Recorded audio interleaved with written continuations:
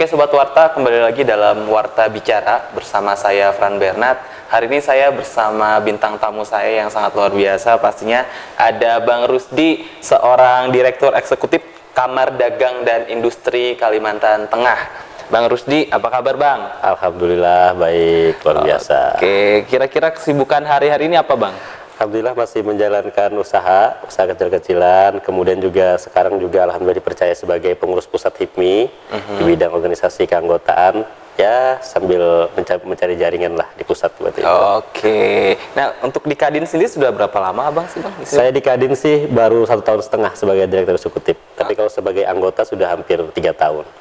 Selain aktivitas di Kadin atau di organisasi, ada aktivitas lain nggak Bang selain di organisasi? Ya tadi menjalankan usaha aja. Selain kerjaan gitu, hobi apa gitu? Kalau hobi jalan-jalan. Hobi jalan-jalan. Jalan-jalan kemana nih biasanya nih? Saya hobi ekspor tempat-tempat wisata yang tersembunyi seperti itu. Oh, jadi kadang-kadang berangkat sama teman-teman karena dulu sendiri ya. Trekking gitu ya, pakai motor kayak gitu. Luar biasa. Oke, gini Bang, saya mau tanya nih Bang tentang Kadin sendiri. Kira-kira visi misi Kadin ini apa ya Bang kalau di Kalimantan Tengah sendiri? Oke.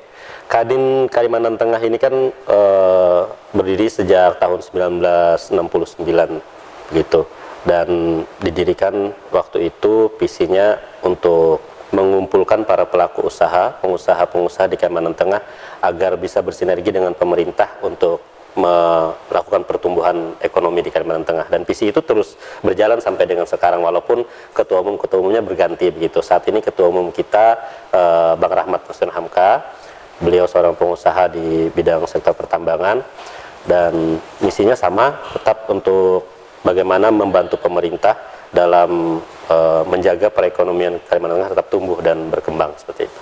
Oh gitu. Terus pandangan Abang tentang prospek hilirisasi industri di Kalteng itu gimana sih Bang? Oke, jadi pertama kita patut bersyukur dulu ya. Perkembangan pertumbuhan ekonomi di Kalimantan Tengah kemarin di kuartal 4 tahun 2022 itu tumbuh positif. Walaupun agak turun dari kuartal ketiga, yaitu sebesar 6,67% tidak salah, kemudian di kuartal 4 turun dari 5,70%. Tapi secara nasional pertumbuhan ekonomi Kalimantan Tengah di tahun 2022 itu tumbuh positif begitu, meskipun di tengah gempuran ketidakpastian ekonomi global akibat perang Ukraina dan Rusia, kemudian juga isu COVID yang masih berkembang seperti itu. Nah, untuk menjaga stabilitas, kemudian pertumbuhan ekonomi itu terus berkembang, maka harus ada ide-ide agar supaya ekonomi di Kalimantan Tengah terus berjalan. Nah, salah satunya menurut kami adalah hilirisasi industri tadi. Nah, Pak Gubernur juga dalam beberapa kesempatan juga menyampaikan mendukung penuh program hilirisasi industri yang digencarkan oleh pemerintah pusat. Begitu juga di Kalimantan Tengah. Nah, pemerintah Provinsi Kalimantan Tengah, Gubernur dalam beberapa kesempatan itu mendukung, kemudian membuka seluas-luasnya dan mempermudah para investor untuk masuk ke Kalimantan Tengah berinvestasi, yaitu upaya dalam rangka mendukung hilirisasi industri. Nah, kenapa hilirisasi industri ini menurut kami perlu? Karena efek dominonya sangat luar biasa. Yang pertama adalah akan menumbuhkan perekonomian. Kedua, efek domino terhadap sektor real lainnya akan berkembang begitu. Bayangkan jika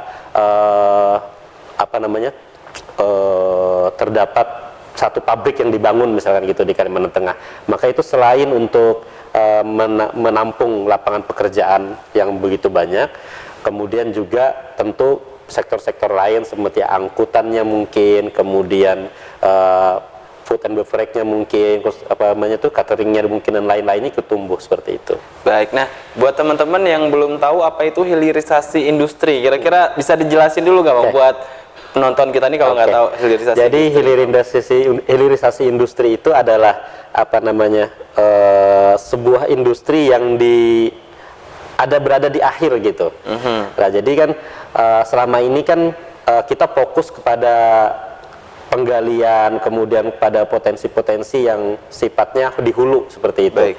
Nah, tapi untuk produk akhir itu tidak fokus. Selama ini produksi-produksi kita baik itu pertambangan, kemudian pertanian, itu selalu dalam bentuk bahan mentah, kemudian dikirim langsung ke mancanegara atau ke daerah luar gitu. Nah, harapan kita di Kalimantan Tengah terdapat pabrik-pabrik yang memproduksi sampai akhir, misalkan kayak CPO gitu, minimal sampai minyak goreng, atau bagus saja kalau bisa sampai yang sekarang lagi gencar-gencarnya adalah minyak bahan nabati B35 seperti itu. Nah, kemudian misalnya kayak batu bara tidak lagi dikirim mentahnya, tapi bisa diolah kemudian baru dikirim jadinya gitu. Nah, kira-kira yang kita perlukan untuk bisa hilirisasi industri ini bisa terlaksana dengan baik, kira-kira apa tuh Bang? Baik, tantangannya sebenarnya bukan hanya di Kalimantan Tengah ya, tapi di Indonesia itu ada 3 menurut kami. Yang pertama adalah masalah pendanaan. Kemudian yang kedua adalah masalah sumber daya manusia yang melakukan riset terhadap produksi tersebut. Kemudian yang ketiga adalah masalah teknologi. Oke. Nah, 3 hal itu yang harus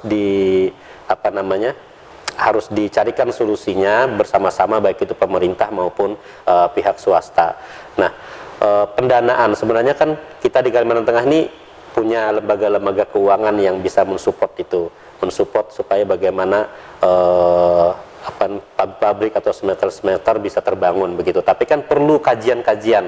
Nah, ini saling berkaitan, perlu kajian-kajian dari yang ahlinya, kemudian baru disodorkan proposalnya, baru bank bisa mengeluarkan itu kan gitu. Betul. Nah, tapi kalau memang tidak ada itu ya sulit juga gitu kan. Nah, jadi memang ketiga hal ini saling berkaitan, termasuk juga masalah teknologi. Kalau di luar kan orang melihat potensi perut bumi itu tidak lagi harus turun ke lapangan, cukup dari kantor menggunakan satelit segala macam begitu kan, sudah bisa melihat seperti itu. Belum lagi mereka mengerjakannya gitu dalam produksi. Saya beberapa waktu lalu pernah nonton di televisi, PT Freeport di Papua itu sudah menggunakan teknologi dalam melakukan penggalian. Jadi tidak lagi manusia yang turun ke bawah untuk mengambil material, hanya robot ya? Seperti itu. Nah, hal-hal seperti itu kan perlu kita pelajari supaya Kalimantan Tengah, karena itu lebih efisien kalau menggunakan teknologi. Betul. Jadi 3 hal itu menurut saya yang harus sama-sama kita pikirkan, dan itu perlu perlibatan sektor swasta. Tapi kan kalau kita terlalu mengandalkan teknologi Bang, ujungnya kita akan menghapus banyak pekerjaan. Nah, ini gimana, masalah baru dong ini? Tidak juga, menurut saya begini. Artinya kan teknologi dengan lapangan pekerjaan ini kan sebenarnya saling berkaitan. Memang akan berkurang, tapi kualitas sumber daya manusia kita itu akan lebih baik. Oke, terus sumber SDM seperti apa yang kita masih siapin sih mulai dari sekarang gitu Bang? Baik, menurut kami ya betul-betul menguasai bidang tersebut. Jangan sampai kita kalah bersaing dengan SDM yang datang dari luar. Nah, jangan sampai nanti muncul kecemburuan sosial begitu. Betul. Sehingga kita di Kalimantan Tengah ini merasa tidak dilibatkan gitu, masyarakat Kalimantan Tengah. Padahal kan pemerintah sudah membuka seluas-luasnya. Nah, di Kadin sendiri bekerja sama dengan Kementerian Pendidikan ya, baik secara nasional maupun di daerah, itu ada program pendidikan vokasi namanya. Jadi pendidikan vokasi ini agak melebar sedikit ya pembahasannya. Jadi pendidikan vokasi ini adalah program untuk memberikan pengalaman kepada baik itu pelajar maupun mahasiswa dalam program pemagangan, sehingga mereka betul-betul merasakan bagaimana caranya bekerja gitu. Tidak lagi berteori di depan di depan meja gitu kan. Betul. Tapi betul-betul merasakan pekerjaan itu seperti apa, sehingga ketika mereka nanti lulus dari studinya, mereka bisa langsung bekerja di tempat yang memang membutuhkan dan sesuai dengan keterampilan mereka. Betul, jadi nggak cuma teori, betul, skill, praktek dan segala macam. Terus Bang, gimana sektor industri yang memiliki potensi untuk dilakukan hilirisasi di Kalteng ini menurut Abang apa aja Bang? Menurut saya ada 2. Yang pertama itu batu bara, pertambangan batu bara. Yang kedua adalah CPO. Karena produksi batu bara kita itu di Kalimantan Tengah ini hampir 25% dari produksi nasional. Baik. Gitu. Nah, saat ini juga perlu menjadi perhatian kita bersama. Dari 100% produksi yang ada di Kalimantan Tengah batu bara ini, keluarnya dari Kalimantan Tengah ini itu hampir 80% itu menggunakan pelabuhan luar.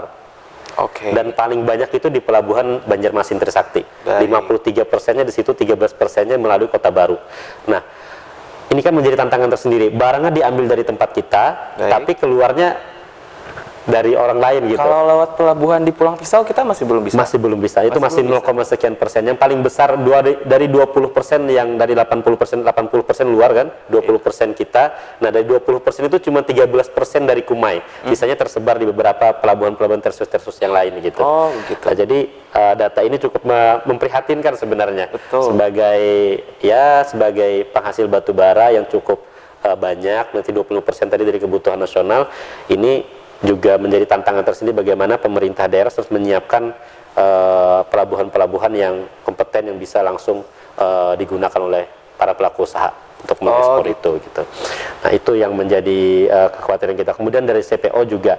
CPO itu hampir 80% itu langsung diekspor ke luar negeri. Pasar kita kan India, kemudian Cina kan. Iya, betul. Nah, itu yang menjadi ini juga. Kenapa tidak diolah? Setahu saya cuma ada 1 atau 2 pabrik di Kalimantan Tengah yang produksi sampai ke minyak goreng. Oh, gitu. Gitu. Nah, di Banjarmasin, salah satu pengusaha di Banjarmasin itu sudah membangun yang kemarin mungkin awal-awal 2020 atau 2021 itu diresmikan Presiden adalah smelter B35 itu. Nah, kenapa kita di Kalimantan Tengah, kita juga penghasil CPO terbanyak, kenapa tidak membuat juga smelter semacam itu gitu. Sehingga nanti CPO kita ini tidak lagi dikirim secara mentah ke luar negeri, tapi sudah diolah dulu menjadi minyak nabati tadi, minyak mentah nabati B35 baru nanti diekspor keluar gitu. Oh, kalau dengan kehadiran smelter CPO misalnya di Kalteng itu berpengaruh nggak sih dengan harga sawit kita di dalam Pasti, di dalam ini ya? Pasti akan sangat berpengaruh. Karena kan keluarnya kan B35 itu kan jadi nilai tambah kan. Betul. Jadi ketika itu menjadi nilai tambah maka juga akan mengikuti industri di hilirnya, di hulunya gitu. Pasti akan naik lah harga TBS. Oke. Terus upaya pemerintah untuk mendorong hilirisasi industri di Kalteng ini gimana, Bang? Beberapa kesempatan Pak Gubernur tadi menyampaikan bahwa beliau membuka seluas-luasnya para investor yang akan masuk ke Kalimantan Tengah, dan beliau juga menjamin kemudahan dan keamanan. Nah, itu menurut saya cukup memberikan angin segar lah bagi para investor. Betul. Nah, tinggal bagaimana pemerintah kemudian pelaku usaha di Kalimantan Tengah ini mencari mitra, mencari investor asing mungkin atau mencari investor lokal yang mampu membangun smelter atau pabrik-pabrik tersebut. Itu yang pertama. Kedua juga melibatkan para pelaku-pelaku usaha di luar Kalimantan Tengah lah kalau memang kita masih belum mampu membangun sendiri seperti itu. Terus kira-kira PR kita nih untuk bisa menarik investor luar masuk ke Kalteng ini gimana? Karena kan untuk membangun smelter ini butuh dana yang besar. Betul. Terus supaya investor ini tertarik masuk ke Kalteng itu kira-kira ya, pertama ya kita promosikan tadi potensi kita. Betul. Ya tadi kan berapa juta hektar sawit kita, kemudian juga berapa potensi batu bara yang ada di kita kan. Itu yang pertama. Yang kedua adalah yang menjadi persoalan sekarang masalah infrastruktur. Baik. Infrastruktur harus juga diperbaiki gitu, sehingga ketika investor masuk ke tempat kita dia tidak lagi memikirkan jalan produksinya bagaimana, tidak lagi harus berhadapan dengan masyarakat gitu kan. Kita lihat sekarang kan ketika ada eksplorasi di Kabupaten Gunung Mas karena menggunakan jalan negara akhirnya ribut dengan masyarakat begitu. Artinya infrastrukturnya belum siap gitu kan. Nah, ini juga harus dipikirkan bagaimana infrastruktur ini siap, kemudian investor datang sudah tinggal jalan. Nah, sebenarnya program kereta api produksi kemarin itu sudah luar biasa, tapi kan terhambat beberapa hal gitu kan. Sayang sekali memang. Jadi mudah-mudahan itu bisa didorong lagi karena potensi kita di hulu-hulu sana itu banyak sekali gitu, tidak bisa keluar karena memang kondisi air kita, sungai kita ini tidak memungkinkan untuk masuk kapal-kapal besar. Oh, berarti masalah kita sekarang itu lebih banyak di transportasi. Betul, ya, Bang ya? Kalau selain itu tuh ada nggak kira-kira? Kalau menurut saya sih saat ini itu yang paling utama. Kalau yang lain sih masih bisa kita atasi lah, termasuk masalah pendanaan tadi. Terus solusi tercepatnya gimana ya? Kan untuk jangka panjang kita masih bangun infrastruktur nih. Tapi kalau dalam waktu yang dekat ini, apa yang mesti dilakukan oleh pemerintah kira-kira, Bang? Menurut saya pribadi adalah pemerintah daerah harus berani mengambil kebijakan yang secara bersama-sama dengan pelaku usaha, yang artinya tidak menguntungkan satu belah pihak gitu, win-win solution lah. Artinya masyarakat juga tidak dirugikan, perusahaan juga tidak dirugikan gitu kan, pemerintah juga tidak dirugikan. Nah, harus ditemukan jalan keluarnya yang memang menjadi solusi bersama. Bisa melalui bagaimana membangun jalan produksi bersama, seperti itu kan. Seperti dulu contohnya pembangunan jalan produksi Pertamina begitu, antara pemerintah kemudian dengan BUMN, BUMD dengan masyarakat membangun sama-sama. Nanti kan kalau sudah selesai lagi bagaimana nanti kebijakannya seperti itu. Menurut saya seperti itu yang paling cepat. Karena kalau mengharap pelaku usaha sendiri yang membangun jalan produksi itu cukup berat. Cukup berat. Dan kalau kita nunggu untuk membangun jalan itu kan butuh waktu. Betul. Jadi sebenarnya kita butuh solusi yang cepat. Ya, seperti tadi ya. Menurut saya kolaborasi lah. Kolaborasi ya dengan masyarakat setempat ya.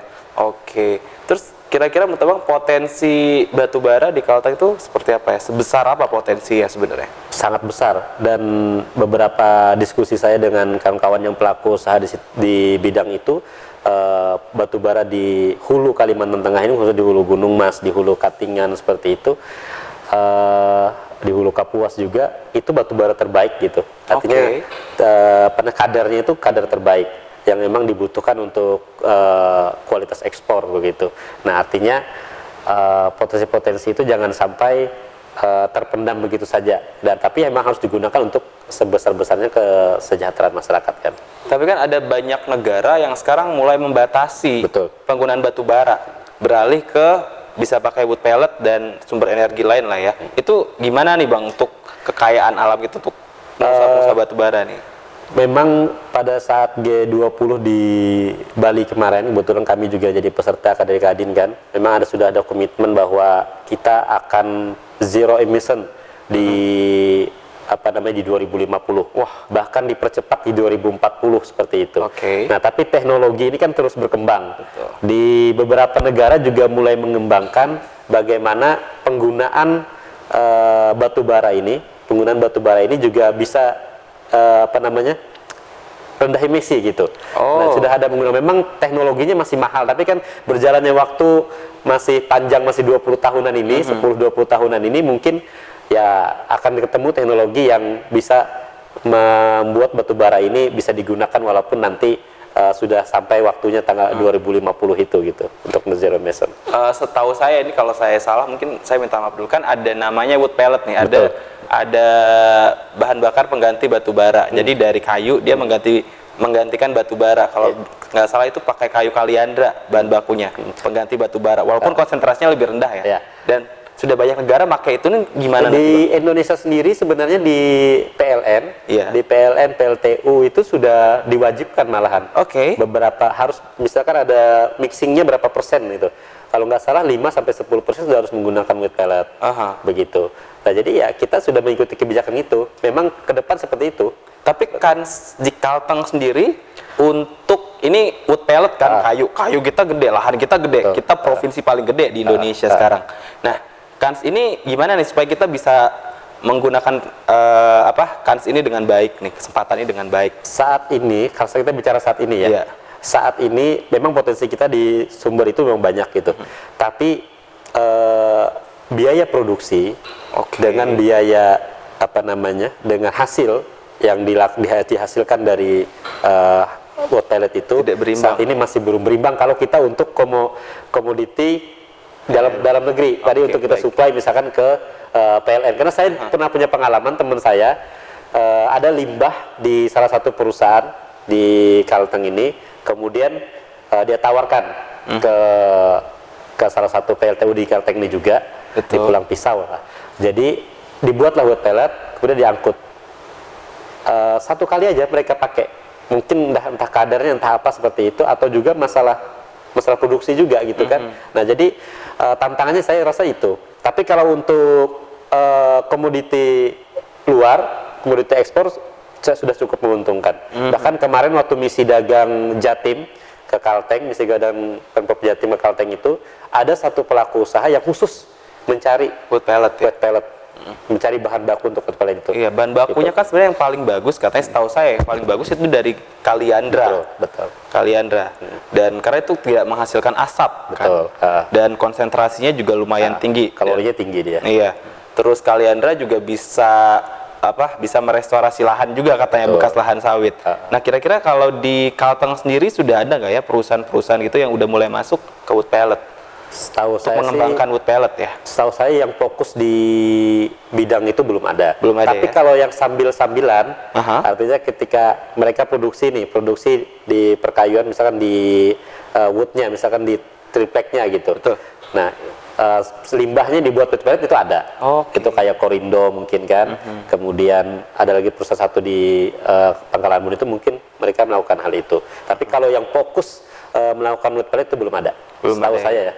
Saya belum ada. Berarti masih terbuka lebar nih buat investor yang mau masuk ya wood pellet ya. Betul. Nah, kalau kita ngomongin CPO dengan harga sawit yang hari ini lumayan rendah, gimana nih Bang kansnya? Buat kita gimana ya? Jadi memang ini kan akibat dari perlambatan ekonomi global juga. Memang di awal-awal tahun seperti ini, kemudian juga ada beberapa kebijakan negara yang ya mungkin merugikan bagi kita, akhirnya kan harga TBS kita turun gitu. Tapi yakin saja lah kalau ini kan kena kebutuhan orang banyak begitu. Memang fluktuatif lah. Fluktuatif. Kemarin waktu di awal Februari kalau nggak salah, Maret tuh banyak sekali permintaan dari luar terhadap apa namanya CPO kita gitu. Nah, cuman memang di April ini, masuk bulan April sudah mulai berkurang, akhir Maret sampai April ini sudah mulai berkurang. Mungkin ada beberapa kebijakan negara mereka yang tidak menginginkan lagi CPO kita begitu. Selain batu bara dan CPO, kira-kira apa lagi nih potensi Kalteng yang kita masih bisa gali lagi? Di sektor pertanian juga saya rasa cukup perlu dilirik ya. Apalagi kan di sini Kalimantan Tengah dicanangkan bukan dicanangkan, sudah dijalankan programnya food estate kan. Betul. Artinya produksi beras kita juga pada Oktober 2022 yang lalu juga surplus hampir 6.000 ton begitu. Wow. 6.000 ton. Nah, itu juga kalau tidak dibuatkan mereknya, nanti yang keluar malah merek orang dari provinsi lain gitu kan. Kita yang produksi di sini, kemudian nanti orang luar yang membuat apa namanya packagingnya, nanti baru dijual lagi Kalimantan Tengah gitu. Nah, ini juga menjadi tantangan menurut saya. Saya rasa di pertanian cukup menarik juga. Cuman kan di bidang pertanian ini tidak begitu dilirik karena mungkin secara apa namanya hitung-hitungan kalkulasinya lebih besar, secara anunya lebih besar di bidang pertambangan dan perkebunan. Tapi sebenarnya kalau dihitung dari realnya, sebenarnya besar juga di pertanian gitu keuntungannya gitu kan. Hampir sama aja kan. Cuman memang kalau misalkan di pertambangan MM-an gitu kan. Nah, kalau di pertanian kan mungkin ratus-ratusan gitu, puluh-puluhan gitu. Nah, itu tadi pentingnya hilirisasi industri ya. ya. Betul. Jangan sampai nanti kita produksi berasnya tadi kan, tiba-tiba yang packagingnya dari Banjarmasin, dari Jawa, dijualnya ke Kalimantan Tengah juga lagi. Iya lagi.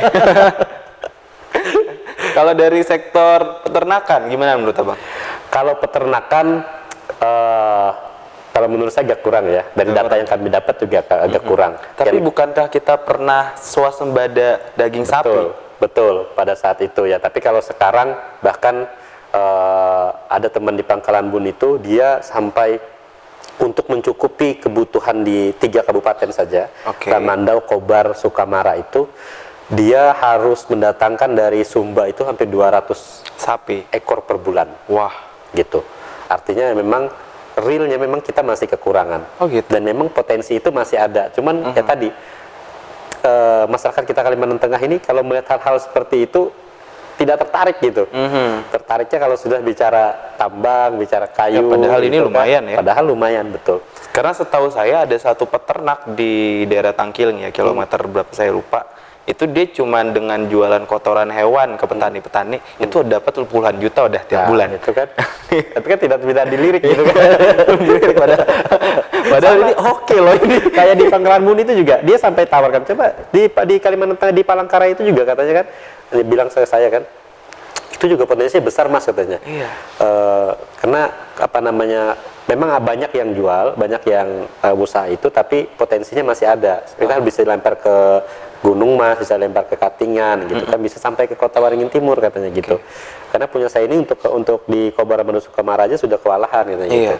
Artinya memang peluangnya cukup besar. Iya, padahal kan makanan-makanan apalagi hewan ternak ya seperti sapi, makanannya kita bisa dapat dari CPO lagi, limbah CPO lagi kan? Ya, di Pangkalan Bun kan di CBI itu ada programnya itu kan, program sawit integrasi kelapa sawit gitu. Sapi terintegrasi kelapa sawit. Siska. Sapi sawit itu ya. Sapi sawit. Dan itu lumayan sebenarnya kalau kita kembangkan lumayan oke ya sebetulnya ya. Nah, kira-kira Bang dari segi industri apa lagi nih kira-kira di Kalimantan Tengah yang kita mesti majuin lagi ya kira-kira ya? Menurut saya juga industri kreatif juga ya. Industri kreatif. Salah satu industri kreatif. Mananya handicraft ya. Handicraft kita itu juga tidak kalah menarik dari daerah lain. Hanya memang saya beberapa kali coba diskusi dengan kawan-kawan pelaku ekspor di Jawa, di Jakarta itu kualitas kita yang kurang gitu. Nah, mungkin tidak ada pendampingan, tidak ada pelatihan seperti itu, sehingga kualitas yang dihasilkan dari pengrajin-pengrajin kita di Kalimantan Tengah ini tidak sekualitas untuk ekspor gitu. Tapi untuk pasar lokal, untuk di Jawa, di Indonesia itu sudah masuk. Tapi kan untuk kualitas ekspor kan ada kualitasnya sendiri kan. Ada kriteria-kriteria sendiri. Nah, itu menurut saya juga menjadi potensi tersendiri, bagaimana tantangan bagi pemerintah untuk meningkatkan sumber daya manusia di bidang itu, sehingga mereka punya kemampuan memproduksi produksi yang hasil yang sesuai dengan kriteria ekspor. Kira-kira apa sih yang mesti kita lakukan untuk meningkatkan industri ini, Bang? Pelatihan. Ya? Menurut saya pelatihan, banyak pelatihan gitu kepada pelaku usaha itu, dan mendatangkan memang instruktur-instruktur yang berkompeten di bidangnya. Tidak apa-apa kita belajar dari daerah lain, dari daerah Jawa, bagaimana cara mengukir, bagaimana cara menganyam gitu kan. Tapi kan hasilnya sesuai gitu. Terus tahu saya nggak tahu kalau di orang lokal sendiri di Kalteng kayaknya sudah orang-orang yang berprofesi sebagai tukang ukir dan segala macam kayak sudah berkurang ya kalau orang lokal sendiri. Karena mungkin lebih ke mereka kan lebih cari PNS. Betul. Atau kalau enggak nyedot cari emas kan ya. Lebih ke sana, atau saya nggak tahu karet sekarang, saya nggak ngerti apakah masih profitable atau enggak ya. Karet itu menurut data yang kami dapat ya, akhir tahun 2021 kemarin itu hampir tiap tahun itu berkurang hampir 20 hektar lahannya ya, beralih menjadi sawit gitu. Jadi memang sudah tidak menarik lagi gitu. Sudah tidak menarik lagi kalau karet. Nah, tadi kalau handicraft tadi memang kalau generasi milenial, generasi Z kita ini itu sudah sangat tidak tertarik dengan hal-hal seperti itu. Tapi masih ada beberapa pengrajin-pengrajin yang masih fokus di bidang itu. Misalkan di daerah Pulang Pisau, daerah Kapuas, daerah Kota Waringin Timur itu masih banyak yang fokus di bidang itu. Tinggal memang bagaimana membuat mereka ini tadi meningkatkan kualitasnya, kemudian membuka pasarnya gitu. Iya, padahal sebenarnya ini lumayan menguntungkan ya, karena waktu itu di Warta Bicara sendiri kita sempat kedatangan salah satu pengusaha di bidang handicraft juga. Dia sudah ekspor ke beberapa negara dan itu lumayan profitable buat dia. Walaupun tetap dia orang luar ya sebenarnya. Dia juga dari luar datang ke Palangkaraya dan dia yang kerjain. Nah, kenapa kita nggak orang lokal yang kerjain ya? Kenapa kita orang lokal ya? Karena potensi punya kita. Kemarin saya habis rapat di Jakarta kan. Direktur Eksekutif Kadin Indonesia. Betul ada pembicara waktu itu, foundernya Wiki Wirausaha. Wiki Wirausaha, dia CEO-nya GoPay juga. Jadi waktu itu dia mendampingi, dia cerita nih, saya menceritakan kembali ya. Waktu itu dia mendampingi Pak Presiden ke Jepang, masuklah ke salah satu toko besar gitu. Salah satu toko besar di Jepang dan melihat sepatu. Dia melihat sepatu itu, ternyata produksinya di Bandung. Di Bandung. Ya, dan itu sepatu termahal di toko itu. Wow. Nah, artinya memang kalau memang dipoles betul-betul, termasuk juga mungkin penganyam kita rotan di sini nih, sangat-sangat profit. Iya. Ketika kita lempar ke pasar ekspor itu, tapi memang kualitasnya harus diperbaiki dulu. Kita sering kirim rotan keluar kota Betul. nih, keluar provinsi. Barang Dan dari luar provinsi, barang mentahnya dari keluar provinsi. Dan mereka yang ekspor Betul. dikelola dianyam di luar provinsi dan mereka ekspor ke Betul. luar negeri. Padahal bahan mentahnya dari sini. dari kita gitu. Kalau kita kelola sih sebenarnya. Barusan yang kualitas rendah dikembalikan lagi sebagai kita kan, sebagai kursi, sebagai ini kan. Iya ya. Apa yang mesti kita tingkatin ya untuk bisa memperbaiki ini Ya semuanya? ini kan menjadi komitmen kita bersama lah, baik itu pemerintah, baik itu pelaku usahanya sendiri, kemudian juga stakeholder-stakeholder yang lain, bahwa di Kalimantan Tengah ini punya potensi-potensi yang sangat luar biasa. Nah tinggal komitmen kita bersama bagaimana potensi-potensi yang ada ini betul-betul dimaksimalkan gitu, dimaksimalkan dengan melibatkan masyarakat yang memang kompeten di bidangnya, sehingga hasilnya pun nanti akan bermanfaat dan dirasakan oleh masyarakat sekitar gitu. Oke bang, terakhir nih, kira-kira pesan abang buat para pelaku usaha di luar sana bang? Baik, menurut saya jangan pernah berhenti menggali potensi yang ada baik itu di dalam diri kita, kemudian di Kalimantan Tengah gitu. Karena peluang itu kadang-kadang ada terlihat di depan mata, tapi kita tidak melihatnya gitu. Nah, banyak orang datang ke Kalimantan Tengah kemudian mendapatkan hasilnya. Betul. Nah, sedangkan kita di Kalimantan Tengah sendiri tidak bisa mendapatkan hasilnya gitu. Nah, saatnya karena teknologi sudah terbuka luar biasa, pasar juga sudah terbuka luar biasa, mudah sekali gitu kan. Nah, tinggal bagaimana kita memaksimalkan potensi yang ada di diri kita, di wilayah kita, kemudian kita olah, kemudian kita coba tawarkan ke dunia luar. Oke, keren banget Bang Rusdi. Thank you Bang udah bisa hadir di Warta Bicara hari ini. Demikian Sobat Warta, obrolan kita hari ini di Warta Bicara. Terima kasih, sampai ketemu lagi di episode Warta Bicara selanjutnya.